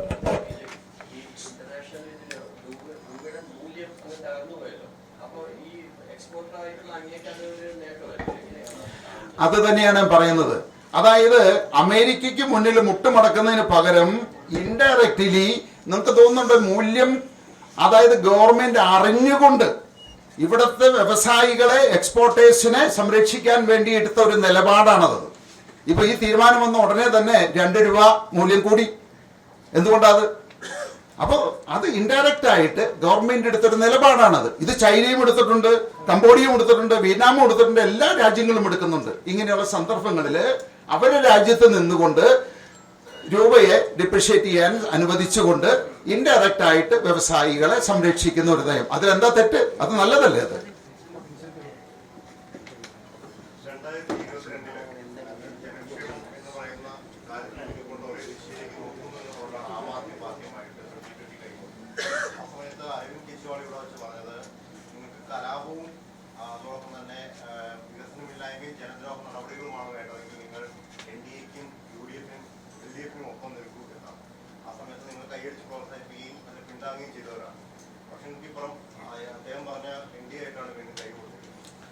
ഇതെല്ലാം ഓരോരുത്തരുടെ ആശയങ്ങളാണത്. ഇപ്പോ ഈ കലാപം, NDA എന്ത് കലാപം ഇവിടെ ഉണ്ടാക്കിയത്? BJP എന്ത് കലാപം ഉണ്ടാക്കിയത്? നമ്മള് ഇവിടുത്തെ LDFും UDFും പറയാണ് NDA കലാപം ഉണ്ടാക്കി എന്ന് പറഞ്ഞാൽ അതാണോ കലാപം? നമ്മൾ വ്യക്തമായിട്ടൊരു കാര്യം പറയണം. ഈ 12 വർഷക്കാലം NDA ഇന്ത്യ ഭരിച്ചു. എന്ത് കലാപമാണ്? ഇന്ത്യക്ക് ദൂഷ്യമായിട്ട് എന്ത് നിലപാടെടുത്തത്? ഞാൻ ഓർക്കുന്നുണ്ട്, ഈ 12 വർഷം മുമ്പ് വിദേശങ്ങളിൽ സഞ്ചരിക്കുമ്പോ നമ്മളെ ഇന്ത്യ ഒരു ദരിദ്ര രാജ്യമായിട്ടാണ് കരുതിയിരുന്നത്. ഇന്ത്യക്കാരൻ എന്ന് പറയുമ്പോൾ പുച്ഛത്തോടെ നോക്കിയിരുന്ന കാലമുണ്ട്, തല കുനിച്ച് ഞങ്ങൾ നിന്നിട്ടുണ്ട്. ഇന്ന് ആ സ്ഥിതി മാറി. ഇന്ന് ഇന്ത്യക്കാരൻ എന്ന് പറയുമ്പോൾ മോഡിജി ഫസ്റ്റ് പറയുന്ന പേരാണത്. അവർ പറയുന്ന ഇന്ന് നമ്മുടെ തല ഉയർത്തി നിൽക്കാം അന്തസ്സോടെ. ഇന്ത്യ ലോകത്തിൽ തന്നെ ഒരു ശക്തിയായി മാറി. ഇന്ന് അമേരിക്കൻ പ്രസിഡന്റ് ട്രംപ് കഴിഞ്ഞാൽ ലോകം അറിയപ്പെടുന്ന നേതാവ് ആരാണത്? ഇന്ത്യൻ പ്രധാനമന്ത്രി മോഡിജിയാണത്. വേറൊരു നേതാവുണ്ടോ? റഷ്യൻ പ്രസിഡന്റിനെ പറ്റി പറയുന്നുണ്ടോ? യൂറോപ്യൻ പ്രധാനമന്ത്രിയെ പറ്റി പറയുന്നുണ്ടോ? ചൈനീസ് പ്രധാനമന്ത്രിയെ പറ്റി പറയുന്നുണ്ടോ? അപ്പോൾ ഇന്ന് ലോകത്തിൽ തന്നെ അറിയപ്പെടുന്ന അല്ലെങ്കിൽ ഏറ്റവും കൂടുതൽ ചർച്ച ചെയ്യപ്പെടുന്ന ഒരു നേതാവായിട്ട് ഇന്ത്യൻ പ്രധാനമന്ത്രി മാറി എന്ന് പറഞ്ഞു കഴിഞ്ഞാൽ ഇന്ത്യ ലോകത്തിന്റെ മുന്നിൽ എത്രത്തോളം അതിന്റെ യശസ് ഉയർത്തി, അതിന് പിന്നിൽ ആരാണ് പ്രവർത്തിച്ചത് എന്നുള്ളത് വ്യക്തമാണ്. അല്ലാതെ കേജ്രിവാൾ പറയുകയാണ് NDA-ക്കാര് കലാപം ഉണ്ടാക്കുന്നവരാണ്, അതല്ല അതിന്റെ ആശയം.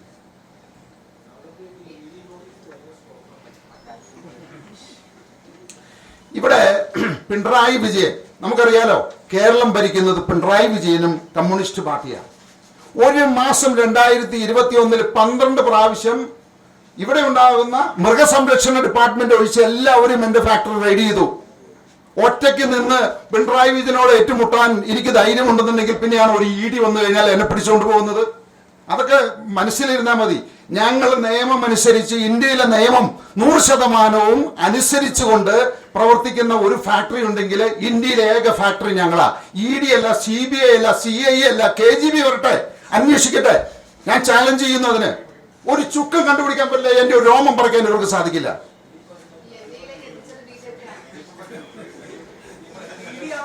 ഇതിലെ നിങ്ങൾ ഒരു കാര്യം ശ്രദ്ധിക്കണം. ഒരു കാര്യം, നിങ്ങൾ ഇപ്പോ NDA എന്ന് പറഞ്ഞു കഴിഞ്ഞാൽ ഇത് ഞാൻ തെറ്റ് ചെയ്തിട്ടുണ്ടെങ്കിൽ വ്യക്തമായിട്ടുള്ള തെളിവുകളോടെ നിങ്ങൾ കോടതിയെ സമീപിക്കുക. ഇവിടെ ഹൈക്കോടതി ഉണ്ടല്ലോ, സുപ്രീം കോടതി ഉണ്ടല്ലോ, നിങ്ങൾ തെളിയിക്ക്. എന്റെ ഭാഗത്തു നിന്ന് ഏതെങ്കിലും ഫെമ വയലേഷൻ അല്ലെങ്കിൽ ED-യുടെ സാമ്പത്തിക വയലേഷൻസ് ഏതെങ്കിലും ചെയ്തിട്ടുണ്ട് എന്ന് നിങ്ങൾ തെളിയിക്ക്. പിന്നെ നോട്ടീസ്, ഇൻകം ടാക്സുകാരൻ നോട്ടീസ് അയക്കും, പ്രോവിഡന്റ് ഫണ്ടുകാരൻ നോട്ടീസ് അയക്കും, ESI-കാരൻ നോട്ടീസ് അയക്കും. അത് അവരവരുടെ തൊഴിലിന്റെ ഒരു ഭാഗമാണത്. അതുപോലെ തന്നെ ഞങ്ങളുടെ ഡെയിലി റൊട്ടീന്റെ ഭാഗമാണ് അവർ ചോദിക്കുന്ന ചോദ്യങ്ങൾക്ക് ഉത്തരം കൊടുക്കുക എന്നുള്ളത്. അതിന്റെ അർത്ഥം ഞാൻ കുറ്റം ചെയ്തു എന്നല്ല.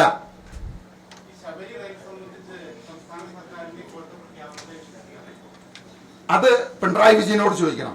10 വർഷം ഭരിച്ചിട്ട് ഇതുവരെ ശബരി എന്നൊരു വാക്കും ഉണ്ടാത്ത ഒരാള് ഈ കഴിഞ്ഞ ആഴ്ച, അതായത് ഇനി ഒരു മാസം കൂടിയേ ഉള്ളൂ, അപ്പൊ വന്നിട്ട് പറയാണ് 3800 കോടിയിൽ പകുതി ഞങ്ങൾ വഹിക്കും.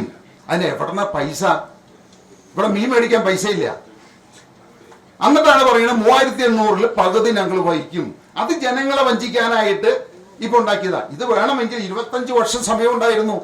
അന്ന് ചെയ്തിരുന്നെങ്കിൽ 1000 കോടിക്ക് തീരാവുന്ന പദ്ധതിയാണ് ഇപ്പൊ 3800 കോടിയായിരുന്നത്. ആരെങ്കിലും അതിനൊരു ആർജവം കാണിച്ചിരുന്നെങ്കിൽ, LDF ആയിക്കോട്ടെ, UDF ആയിക്കോട്ടെ, ആ ശബരിപാത വർഷങ്ങൾ, ഒരു 10 വർഷം മുമ്പെങ്കിലും നടപ്പിലായി ആളുകള്, പ്രത്യേകിച്ച് ഭക്തർക്ക് ഏറ്റവും പ്രയോജനം ഉണ്ടായേനെ. അതുകൊണ്ട് തന്നെയാണ് ഞാൻ പറയുന്നത്, മാറി മാറി പരീക്ഷിച്ചില്ലേ. NDA 5 വർഷം, എത്രയോ വർഷങ്ങൾ കഴിഞ്ഞു, പരീക്ഷിച്ചു നോക്ക്. എന്ത് മാറ്റമാണ്? അടിമുടി ഞങ്ങൾ മാറ്റും.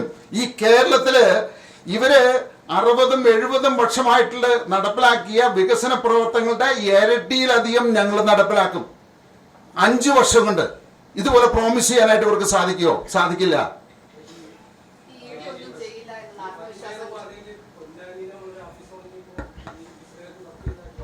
എന്തോ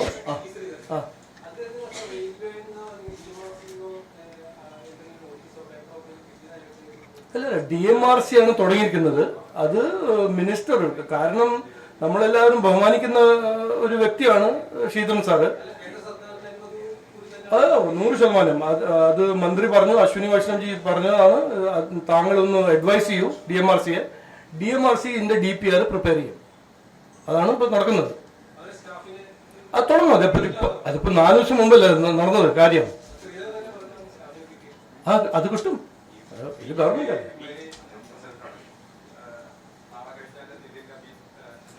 അതെ.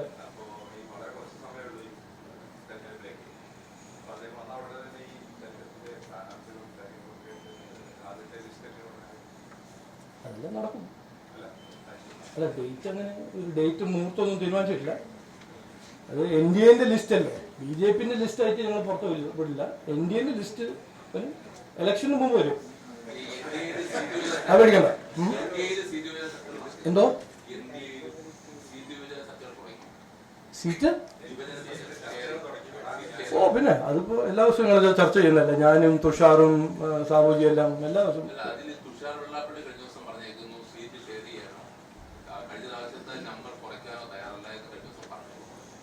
കറക്റ്റാണ്, അത് അദ്ദേഹത്തിന്റെ അഭിപ്രായമാണ്, അത് എന്നോടും പറഞ്ഞിട്ടുണ്ട്.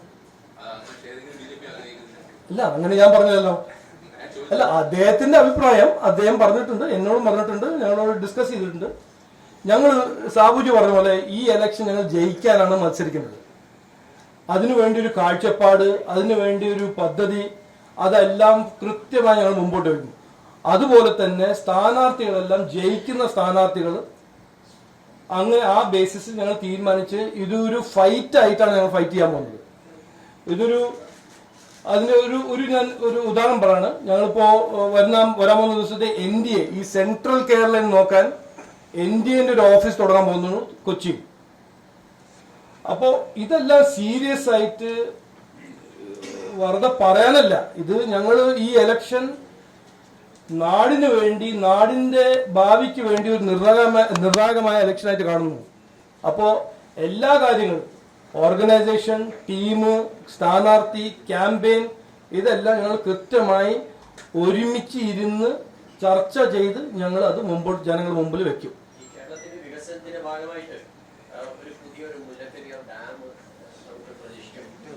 നോക്കൂ, സാബുജി പറഞ്ഞ ഒരു കാര്യം ഞാൻ ഒന്ന് ടച്ച് ചെയ്യാൻ ആഗ്രഹിക്കുന്നു. അദ്ദേഹം പറഞ്ഞല്ലോ ഈ ശബരി ട്രെയിലിനെ കുറിച്ച്.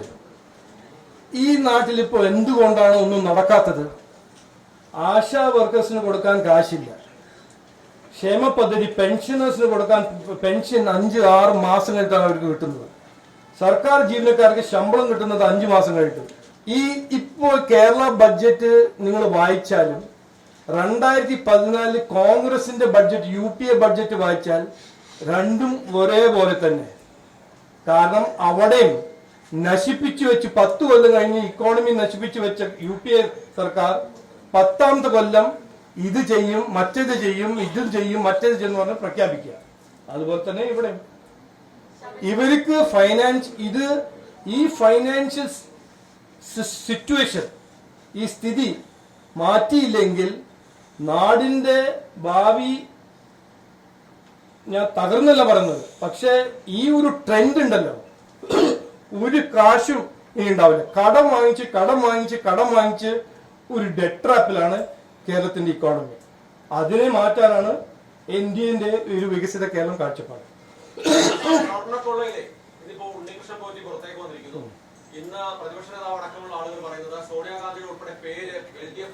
അല്ല, ഇതിനെ കുറിച്ച് എനിക്ക് പറയാൻ കുറച്ചുണ്ട്, ഒന്ന് കേൾക്കണം. ഞാൻ ഒക്ടോബർ 3-ാം തീയതി ആദ്യത്തെ പ്രസ് കോൺഫറൻസിൽ ഞാൻ അന്ന് പറഞ്ഞതാണ്, ഒന്നും നടക്കില്ല. ഈ SIT, ഈ നാടകം 2 മാസം എന്നാണ് ഞാൻ പറഞ്ഞത്, ഇത് 4 മാസം എടുത്തു. 4 മാസം കഴിഞ്ഞിട്ട് എന്താണ് ഇപ്പൊ നമ്മൾ കാണുന്നത്? അതിന്റെ ഏറ്റവും പ്രധാനപ്പെട്ട ആ കൊള്ളയിലൊരു ആക്ടർ അയാളെ പുറത്താക്കുന്നു. ഇതിന്റെ പിന്നിൽ എന്താണ്? ഇത് സെപ്റ്റംബർ എൻഡിൽ പുറത്തു വന്ന ഈ കൊള്ള, പുറത്തു വന്ന ഉടനെ എന്താണ് ബഹുമാനപ്പെട്ട മുഖ്യമന്ത്രി പറഞ്ഞത്? ബഹുമാനപ്പെട്ട മുഖ്യമന്ത്രിയാണ് ഈ സംസ്ഥാനത്തിന്റെ ഹോം മിനിസ്റ്റർ. ഹോം മിനിസ്റ്ററിന്റെ കീഴിലാണ് SIT. എന്താണ് അദ്ദേഹം പറഞ്ഞത്? ഇതൊരു വീഴ്ചയാണ്. അപ്പോ ആഭ്യന്തരമന്ത്രി ഒരു വീഴ്ചയാണെന്ന് പറയുമ്പോൾ SITക്ക് ധൈര്യം ഉണ്ടാവോ അത് വീഴ്ചയല്ല എന്ന് പറയാൻ? അത് ഞാൻ ഒക്ടോബർ 3-ാം തീയതി എന്റെ ഒന്ന് ട്രാൻസ്ക്രിപ്റ്റ് വായിക്കും, ഞാൻ പറഞ്ഞതാണ്. കാരണം ഞാനിത് കണ്ടതാണ്. കോൺഗ്രസിന്റെ സമയത്ത് 2G സ്കാം നടന്നപ്പോൾ ഞാനത് എക്സ്പോസ് ചെയ്തപ്പോൾ കപിൽ സിബൽ വന്ന് പറഞ്ഞു 0 ലോസ്. എന്നിട്ട് അവരൊരു CBI കേസ് ഫയൽ ചെയ്തു, ജനങ്ങളുടെ ശ്രദ്ധ തിരിക്കാനും ജനങ്ങളെ വിഡ്ഢിയാക്കാനും. ആ കേസിനെ അവർ വീക്ക്ലി പ്രോസിക്യൂട്ട് ചെയ്തു. A രാജയ്ക്ക് എക്വിറ്റൽ കിട്ടി. അതല്ല ഇത് നടക്കുന്നത്. കേസ് വീക്കാക്കുക. എന്താണ് കോർട്ട് പറഞ്ഞത്? നിങ്ങൾക്ക് സമയം തന്നു, നിങ്ങൾ കേസ് കറക്റ്റായിട്ട് ഫയൽ ഇല്ല, അപ്പോൾ ഇയാൾക്ക് ബെയിൽ കൊടുക്കുന്നു. ഇത് ഒരു ഗൂഢാലോചനയാണെന്ന് ഞാൻ ഒക്ടോബർ 3-ാം തീയതി മുതൽ പറയുന്ന കാര്യമാണ്. ഇതില് നീതിയും ഇതിന്റെ പിന്നിൽ ആരാണ്, ഏത് രാഷ്ട്രീയക്കാരാണ് എന്ന് കണ്ടുപിടിക്കണമെങ്കിൽ ബഹുമാനപ്പെട്ട ആഭ്യന്തരമന്ത്രി, ഇന്ത്യന്റെ ആഭ്യന്തരമന്ത്രി അമിത്ഷാജി തിരുവനന്തപുരത്ത് വന്നപ്പോൾ പറഞ്ഞ ഒരു വെല്ലുവിളി മുഖ്യമന്ത്രിക്ക്, നിങ്ങൾക്കൊരു സിൻസിയർ ആയിട്ട് ഇതിന്റെ പിന്നിൽ ആരാണെന്ന് കണ്ടുപിടിക്കാനാണെങ്കിൽ നിങ്ങൾ തന്നെ ഈ കേസിന് CBI റെഫർ ചെയ്യും. അങ്ങനെ ധൈര്യം ഉണ്ടെങ്കിൽ ആത്മാർത്ഥമായി ഇതിന് പിന്നിൽ ആരാണെന്ന് കണ്ടുപിടിക്കാൻ നിങ്ങൾക്ക് താല്പര്യം ഉണ്ടെങ്കിൽ ഞാൻ അന്ന് റിപ്പീറ്റ് ചെയ്യുന്നു, നിങ്ങൾ CBI റെഫർ ചെയ്യൂ. ഇത് നമ്മൾ ഇവിടെ എല്ലാവർക്കും കുറച്ച് ബുദ്ധിയുണ്ടല്ലോ, നമ്മൾ എല്ലാവർക്കും കുറച്ച് ബുദ്ധിയുണ്ട്. ഇപ്പൊ ബഹുമാനപ്പെട്ട മുഖ്യമന്ത്രിയെ കുറിച്ച് അതുപോലെ ബുദ്ധി ഇല്ലെങ്കിലും കുറച്ചെല്ലാം സാമാന്യ ബുദ്ധി ഉണ്ടല്ലോ. എങ്ങനെയാണ് ഒരു ഹോം ഡിപ്പാർട്ട്മെന്റിന്റെ കീഴിലിരിക്കുന്ന പോലീസ് ഇതിന് ഇൻവെസ്റ്റിഗേറ്റ് ചെയ്യാൻ പോകുന്നു? ചെയ്യോ? അപ്പോ ഞാൻ ഇന്നും പറയുന്നു, താങ്കൾ ഈ മാധ്യമ സുഹൃത്ത് വഴി പറയുന്നു, മുഖ്യമന്ത്രിക്ക് ശകലെങ്കിലും ഉളുപ്പുണ്ടെങ്കിൽ, പ്രതിബദ്ധതയുണ്ടെങ്കിൽ CBI റെഫർ ചെയ്യുക, ഒരു ഇൻഡിപെൻഡന്റ് ഇൻവെസ്റ്റിഗേഷൻ നടത്തുക. ഇത് ചെയ്തത് വലിയ തെറ്റായിരുന്നു. ശബരിമല ഒരു പുണ്യ സ്ഥലമാണ്. അത് അവിടുന്ന് 4.5 കിലോ സ്വർണം കക്കുന്നത് ഒരു ചെറിയ കാര്യമൊന്നുമല്ല. 1000 ലക്ഷക്കണക്കില് വിശ്വാസികളുടെ ദ്രോഹിക്കുന്ന ഒരു കാര്യമാണ്. അപ്പൊ കുറച്ച് ശകലം ഉളുപ്പുണ്ടെങ്കിൽ, ശകലം 100% ചോദിക്കുന്നില്ലേ, ശകലം ഉളുപ്പുണ്ടെങ്കിൽ ഇന്ന് താങ്കൾ CBI വിളിക്കുക, ഈ കേസ് അവർക്ക് റെഫർ ചെയ്ത് കൊടുക്കുക, ഒരു ഇൻഡിപെൻഡന്റ് ഇൻവെസ്റ്റിഗേഷൻ നടത്തുക. പക്ഷെ താങ്കളുടെ ഹർജി പരിഗണിച്ച ഹൈക്കോടതി അന്വേഷണം ശരിയായ ദിശയിലാണ് എന്നാണ് ഇന്നലെ SIT അന്വേഷണം ശരിയായ ദിശയിലാണ് എന്നാണ് താങ്കളുടെ ഹർജി പരിഗണിച്ചപ്പോൾ ഇന്നലെ ഹൈക്കോടതി പറഞ്ഞത്. പിന്നെ CBI അന്വേഷണത്തിൽ വിടണമെങ്കിൽ സ്വാഭാവികമായും അല്ല, അപ്പൊ ഇതിൽ ആരും ഒന്നും തെറ്റ് ചെയ്തിട്ടില്ലാണോ നിങ്ങളുടെ കേസ്? അല്ല, ഇത് കോടതി പറഞ്ഞത് ഹൈക്കോടതി ഞാൻ ചാലഞ്ച് ചെയ്യുന്നത് SITന്റെ ഇൻവെസ്റ്റിഗേഷൻ. അതെ, അത് ഹൈക്കോടതി താങ്കളുടെ ഹർജിയില് ഹൈക്കോടതി ഇന്നലെ പറഞ്ഞത് ശരിയായ ദിശയിലാണ് അന്വേഷണം എന്നതാണ് ഹൈക്കോടതി പറഞ്ഞത്. ഹൈക്കോടതിയുടെ മേൽനോട്ടത്തിലാണ് അന്വേഷണം, അതിൽ വിശ്വാസമില്ല എന്നാണോ പറയുന്നത്? ഞാൻ അന്ന് ആദ്യം മുതൽ പറഞ്ഞത് എനിക്ക് SIT ഇൻവെസ്റ്റിഗേഷനിൽ ഒരു വിശ്വാസമില്ല എന്ന് ഒക്ടോബർ ഞാൻ കണ്ടതല്ലേ ഇതെല്ലാം. നമ്മളെല്ലാം അല്ല, ഞാൻ എന്റെ കേസ് ഫയൽ ചെയ്തിട്ടുണ്ട്. ഞാൻ പറഞ്ഞത് ഇത് ചീഫ് മിനിസ്റ്റർ ചെയ്യട്ടെ. ഞങ്ങള് അമിത്ഷാജി വന്നപ്പോ ഒരു ഒരു ഒരു എന്താ ഒരു ഏറ്റവും ബഹുമാനത്തോട് പറഞ്ഞല്ലേ, നിങ്ങൾക്ക് ഇതിനെ കുറിച്ച് നിങ്ങളുടെ കീഴിൽ ഇരിക്കുന്ന പോലീസ് എങ്ങനെയാണ് ഇത് ഇൻവെസ്റ്റിഗേറ്റ് ചെയ്യാൻ പോകുന്നത്? അല്ല ഇതൊരു ഇൻഡിപെൻഡന്റ് ഇൻവെസ്റ്റിഗേഷൻ നടക്കണ്ടേ?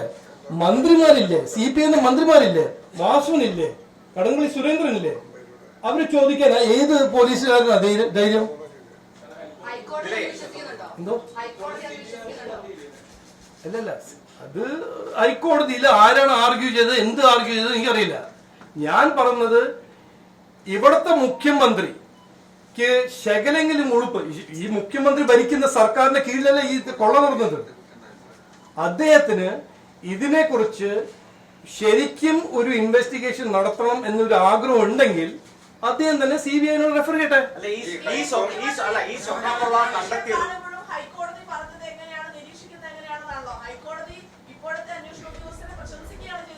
ഇതിലേ ഒരു കാര്യം ഒന്ന് പറഞ്ഞോട്ടെ ഇതിനിടയ്ക്ക്. ഇതിലൂടെ കള്ളനും പോലീസും ഒരാളായിട്ട് വരുമ്പോൾ ഉള്ള ഒരു പ്രശ്നമാണ് ഇവിടെ. കോടതിയുടെ, ഞാൻ പറയട്ടെ, കോടതിയുടെ മുമ്പേ എത്തുന്ന രേഖകൾ എന്ന് പറയുന്നത് ഇൻവെസ്റ്റിഗേഷൻ ടീം കൊടുക്കുന്ന രേഖകളാണത്. അപ്പോൾ ആ രേഖകൾ അവിടെ ചെല്ലുമ്പോൾ അതിനെ വെച്ച് വിലയിരുത്താനല്ലാതെ കോടതി നേരിട്ട് ഇതിൽ അന്വേഷണം നടത്തിയിട്ടില്ല. ഇവിടെ ഞങ്ങളുടെ ആരോപണം എന്താണെന്ന് വെച്ച് കഴിഞ്ഞാൽ, ഇത് വളരെ കൃത്യമായിട്ടാണ് അന്വേഷണം പോകുന്നത്. ഇത് CPMന്റെയോ അല്ലെങ്കിൽ ഇവിടെ ഭരിക്കുന്ന പാർട്ടിയുടെയോ ഒരു പിഴവുമില്ല. അവരാരും ഇതില് ഒരു കുറ്റവും ചെയ്തിട്ടില്ലെങ്കിൽ തന്റെ ഇടത്തോടെ പറയട്ടെ, CBI അന്വേഷിച്ചോട്ടെ. എന്തിനു ഇവർ ഭയപ്പെടുന്നു? ഇപ്പൊ ഞാൻ എന്റെ കാര്യത്തിൽ പറഞ്ഞല്ലോ, ഏത് ഏജൻസി അല്ല, ഇനി കോടതിയിൽ നിങ്ങൾ ഫയൽ ചെയ്തോ, സുപ്രീം കോടതിയിൽ ഫയൽ ചെയ്തോ, എന്തുകൊണ്ട് ആ തന്റെ ഇടം ഈ പറയുന്ന പിണറായി വിജയൻ ഇല്ല എന്നുള്ളത്, അല്ലെങ്കിൽ LDF ഗവൺമെന്റിനില്ല? ഇവിടെ നമ്മൾ ആരോപണങ്ങളല്ല, കോടതിക്ക് വിലയിരുത്തുന്നത് അവരുടെ മുന്നിലുള്ള റെക്കോർഡുകൾ വെച്ചിട്ട്. അത് ആരാണ് കൊടുക്കുന്നത്? ഇവിടുത്തെ പോലീസ് ഉദ്യോഗസ്ഥന്മാര്. കോടതി നേരിട്ട് അന്വേഷണം നടത്തിയിട്ടില്ല. ഇവിടുത്തെ പ്രശ്നം ശബരിമലയിൽ കളവ് നടന്നു എന്നുള്ളത് വ്യക്തമാണ്. അതിലെ യഥാർത്ഥ പ്രതികളെ പുറത്തു കൊണ്ടുവരണം, അല്ലെങ്കിൽ ഞങ്ങൾക്കൊന്നും ഒളിച്ചു വെക്കാനില്ല എന്ന് ഈ ഗവൺമെന്റിന് തന്റെ അടുത്തോടെ പറയാൻ പറ്റുമെങ്കിൽ ആര് വേണമെങ്കിലും അന്വേഷിച്ചോട്ടെ. CBI അന്വേഷിക്കട്ടെ, ED അന്വേഷിക്കട്ടെ. ഞങ്ങൾക്ക് യാതൊരു പരിഭ്രമവും ഒരു പേടിയുമില്ല എന്ന് തന്റെ അടുത്തോട് പറഞ്ഞിട്ട് ഇന്ന് തന്നെ കൊടുക്കട്ടെ. അപ്പോൾ യഥാർത്ഥ പ്രതികൾ വരും. ഇവിടെ ഒരിക്കലും ഒരു ക്ഷേത്രങ്ങളും ഒരു പള്ളികളും കൊള്ളയടിക്കപ്പെടാൻ പാടില്ല. ഇവിടെ വിശ്വാസികളാണ് ക്ഷേത്രങ്ങളും പള്ളികളും ഭരിക്കേണ്ടത്. അതിന് പകരം എന്താണ്? രാഷ്ട്രീയക്കാരെ കുത്തി നിറച്ച് നാട് മുഴുവൻ കട്ട് ജനങ്ങളെ മുഴുവൻ കൊള്ളയടിച്ച് അതിനുശേഷം ക്ഷേത്രങ്ങളും പള്ളികളും കയറി കൊള്ളയടിക്കുന്ന സമീപനം എടുത്തു. ക്ഷേത്രങ്ങള് വിശ്വാസികൾ ഭരിക്കണം, അവിടെ നിന്ന് രാഷ്ട്രീയക്കാരെ പടിക്ക് പുറത്ത് നിർത്തണം. അങ്ങനെ ഒരു സാഹചര്യം വന്നു കഴിഞ്ഞാൽ ഇതിനെല്ലാം പരിഹാരമാവും.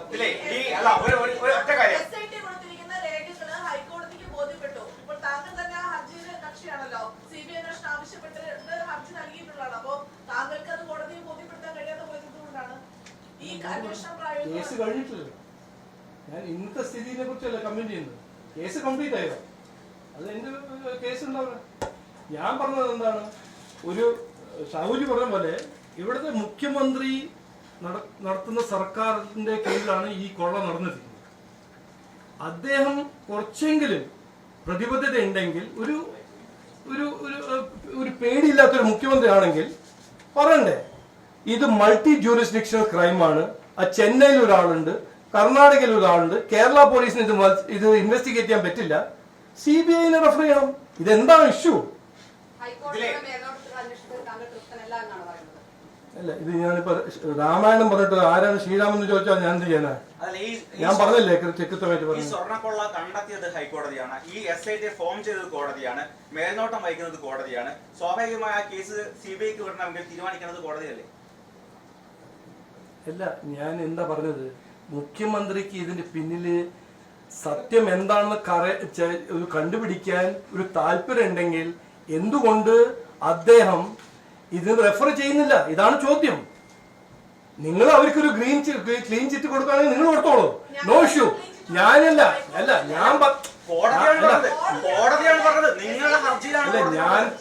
ഓക്കെ, അത് ഞാൻ എതിർക്കുന്നില്ലല്ലോ, അത് ഓക്കെ. ഞാൻ പറഞ്ഞത് എന്താണ്, മുഖ്യമന്ത്രിക്ക് ഇതിനെ കുറച്ചൊരു സിൻസിയറിറ്റി ഉണ്ടെങ്കിൽ, ഇത് എത്രയോ വിശ്വാസികളെ ദ്രോഹിച്ചൊരു കാര്യമല്ലേ, ഇതിന്റെ പിന്നിൽ ആരാണെന്ന് ഞാൻ കണ്ടുപിടിക്കാൻ എനിക്ക് 100% ഒരു ഡിറ്റർമിനേഷൻ ഉണ്ടെന്ന് പറഞ്ഞ് CBI അന്വേഷിക്കട്ടെ, ED അന്വേഷിക്കട്ടെ. പറഞ്ഞാൽ എന്താണ് പ്രോബ്ലം?